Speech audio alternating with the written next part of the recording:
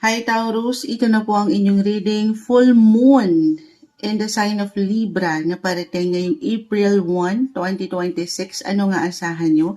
Regardless sa zodiac sign na aking na-mention, pero baka sakali, meron po akong ma-share din sa inyo astrologically kung anong maaring epekto ang iwan sa inyo ng darating na full moon na ito sa inyong sign. Hopefully, maging straightforward lang tayo. Kuha muna tayo dito ng pinaka-advice, Taurus energy po tayo.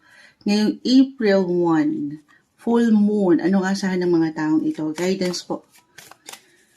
Mensaheng gabay para sa mga Taurus na maring makapakinig nito. Advice po. Guidance. Kuha muna tayong pinaka-message. Tapos, ika-clarify natin.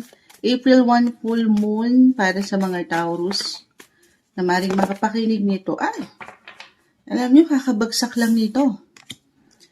Ayan na naman tayo, hindi natin pipigilan. Sinashuffle po natin mabuti. A new start is coming. Yes, kasi nga kakasabi ko lang, kung napanood nyo ang unang sign, tayo po ay live na live sa ating Black Up. Full moon is all about endings, guys. Completion, culmination, maaaring merong matapos, magtatapos, hindi kailangan katakutan, ano pa man. Yes, something will end to make room for something new. A new start is coming. May mga bago. Yes, alam nyo, parang lately ganyan yung niiwan ko sa inyong mga Taurus, sa mga nababasahan natin, na kahit general message, pero isa yung madalas na ipinaparating, ano, kung nakakapakinig na kayo kay Moonchild, pero kasi darating yung mga season nyo papasok na rin siya. End of this month, ang inyong mga Taurus season, magbe-birthday kayo. So, kapag nagbe-birthday, nagpa+1, para bang rebirth, parang ipapanganak kayo sa una, may mga pagbabago. Maaaring yan po ay nararamdaman nyo ngayon pa lang. Actually, ito na, ipapasok ko na, dyan pa lang. Ito pong darating na full moon this April 1, it will highlight your 6th house of health. Hindi po isang medical advisor si Moonchild. It could be physical, mental, emotional. Ipasok na natin, financial, connected din po yan si 6th house. Ano na yan? Maaaring may mga bago dyan. Maaaring may mga pagbabago kayong gustong gawin sa inyong mga lifestyle. Alam nyo, may mga Taurus akong kilala. Ang dami mong kilala, Moonchild. Yes, may mga naalala kong Taurus energy ngayon na mga client natin na ang higit na binibigyan ng focus ngayon ng kanilang mga health. More on self-care, self-love. If ever may mga gusto ba kayong ayusin, pagandahin, actually, papasok na si Venus ngayong April sa inyong mga zodiac sign, ang inyong mga planet ruler. So, maaaring ngayon palang daman na ito, maaaring may mga gusto kayong bilhin, yung magagandang bagay, or magpaganda, magpaspa, may mga something new kayong gustong gawin sa inyong aura, physical aura, or improvements pagdating sa inyong mga overall well-being na ang ganda. Or maybe kung hindi nyo yan dama, ay yan po ay yung pinaka-guidance. Focus din kayo sa inyong mga sarili. Alam nyo, sama nyo na ako dyan. Note to self. Note to self, pahinga rin pag may time sa inyong paraan kasi sa 6th house po, again, itong darating na full moon ay magbibigay din po sa inyong mga 6th house. Connected din po yan sa inyong mga daily work or service, your routine, yung mga pang-araw-araw nyo na buhay. So maybe, ibabalance yan.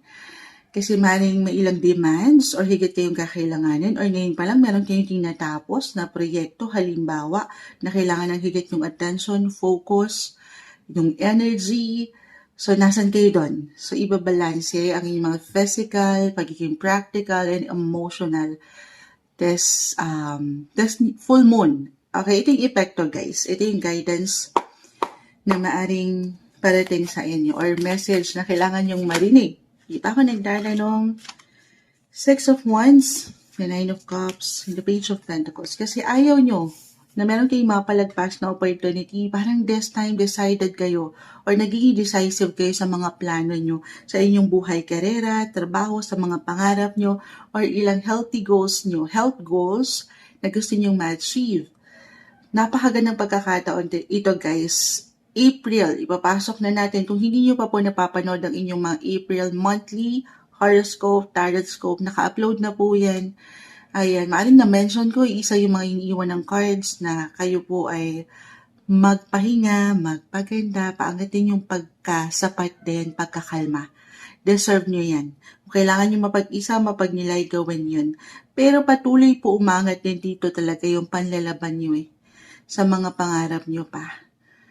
Na ano man ang edad nyo ngayon, kahit mag +1 pa yan, ay buong buo yung enerhiya na meron at meron pa kayong magagawa. Marami kayong gustong gawin na bago, pagbabago, or meron pa kayong gustong madiskubre na mga bagong lugar, bagong tao, or sa inyong mga sarili. Parang you're out with the old na and in with the new, yung mga new patterns, at i-release nyo na yung mga old patterns na hindi nagiging okay sa inyong mga pang-araw-araw na buhay. Okay, ganun yung energy. Or maybe a reminder na bigyan nyo naman ng something regalo ang inyong mga sarili. Kahit sa simpleng recognition, appreciation, the 6 of Wands, guys, umaangat, nagle-level up. Kung mag-resonate po na meron kayong tinatapos na proyekto sa trabaho man, or proyekto sa inyong mga sarili, sa inyong mga pangangatawan, yung mga nasimulan nyo, kung ang ilan ay nagpapapayat, ayan, napapos si Moonshot. Sabi ko sa inyo, isama nyo si Moonshot sa pagpapapayat. Ayan, pagiging healthy, yan po ay pwedeng sumakses. Sa success, hindi po mababaliwala, taangat ang pagkasapat, yung contentment, happiness, fulfillments. Okay, kasi ayaw nyo na meron kayong mapalagpas na oportunidad na ang ganda. Go for the gold ang energy.